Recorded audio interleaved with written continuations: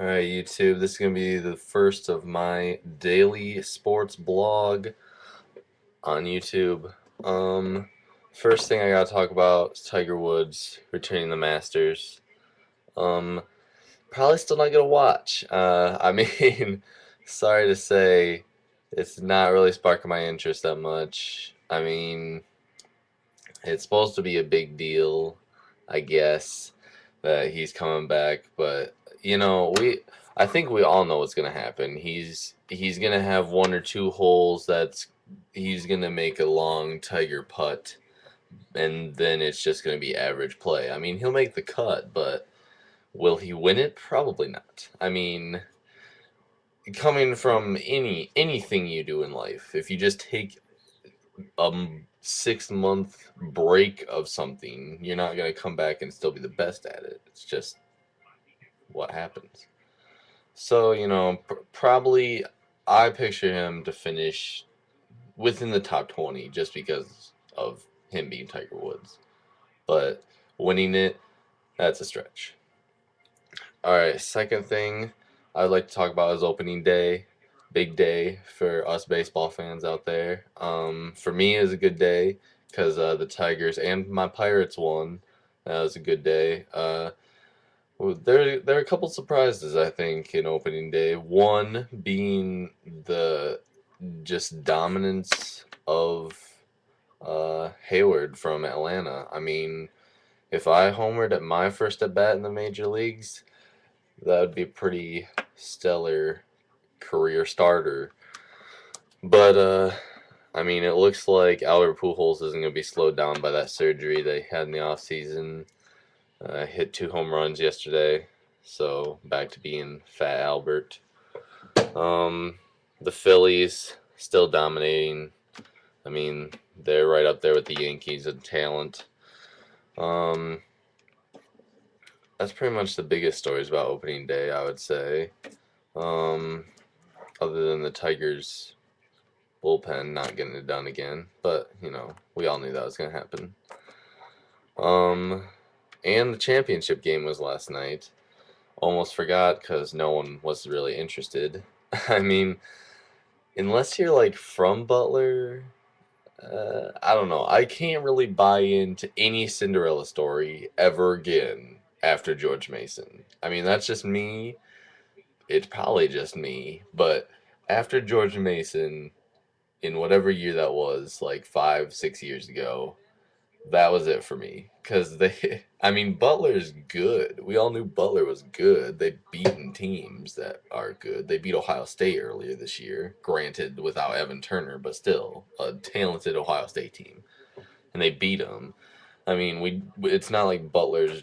I don't think Butler as a mid major per se. I think they're a very good team.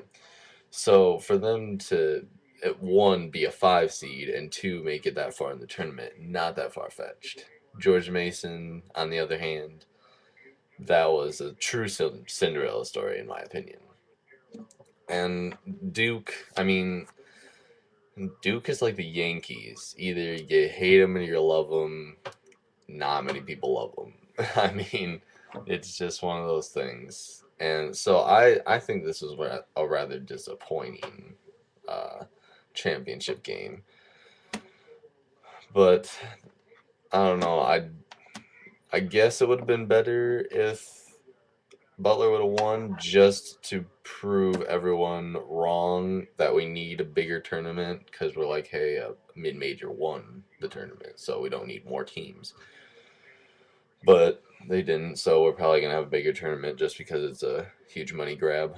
Um, Another thing, NFL draft with the huge trade this week of Donovan McNabb going to the Redskins.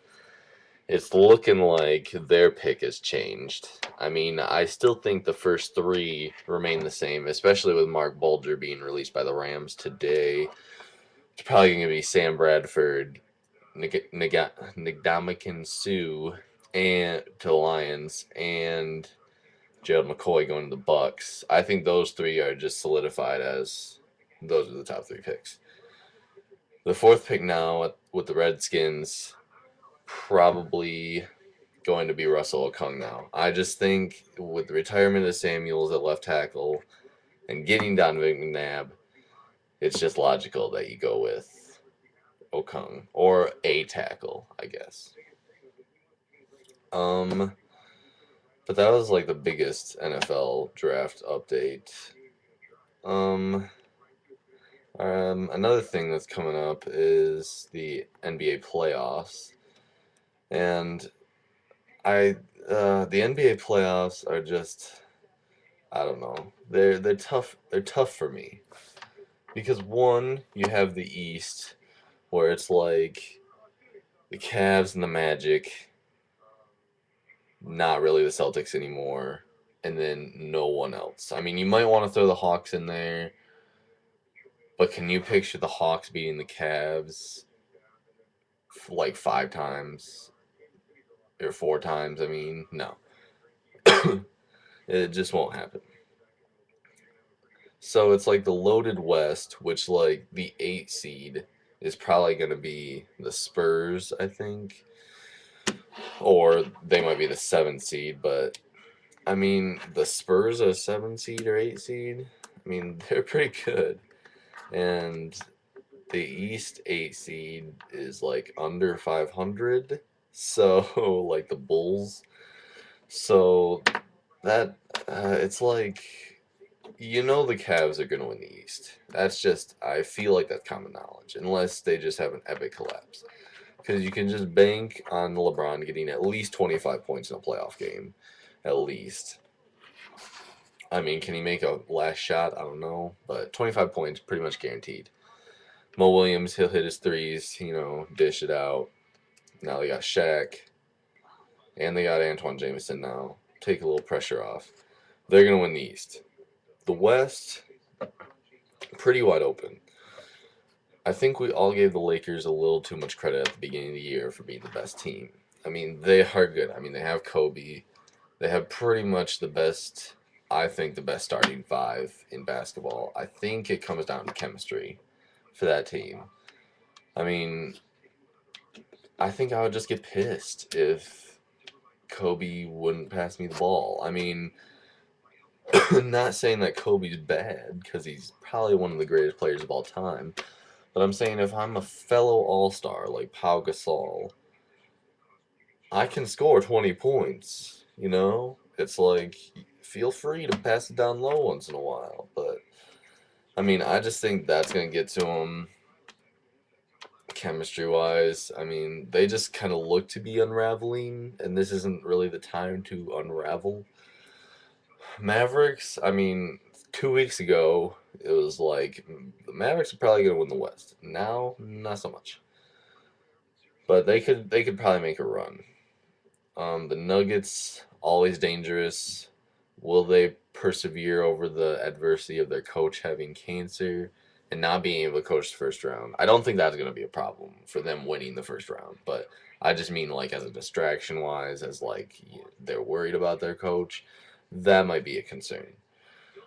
But I would have to say my finals pick for the NBA is probably going to be, I have to go Lakers Cavs. I mean, even though I kind of just bashed the Lakers, you can't deny Kobe Bryant and the Mavericks. Even though they're my team, they don't really have a track record of getting it done in the playoffs. I mean, we got to the finals back in '06 or '04 or something like that, and we just blew it. Probably the most epic collapse in finals history. So I don't know. I don't really have much faith in them. But I think in that matchup, I think I have the Cavs. LeBron, I think this is his year. He's really focused. He's dialed it in. I think this is the year that LeBron gets his ring with the Shaqtus. But I guess I would just have to say I'm looking forward to the rest of this baseball season. Hopefully my Pirates can make a run at the Central. Cross my fingers. Not 18 losing seasons in a row. Come on, not 18. And I have to say, go Tigers. I mean, good comeback yesterday. Let's keep it going. Let's win this wide open Central. All right, Twins, let's kick them out. No one likes the Twins. All right. Well, that was the first blog. I'll see you tomorrow.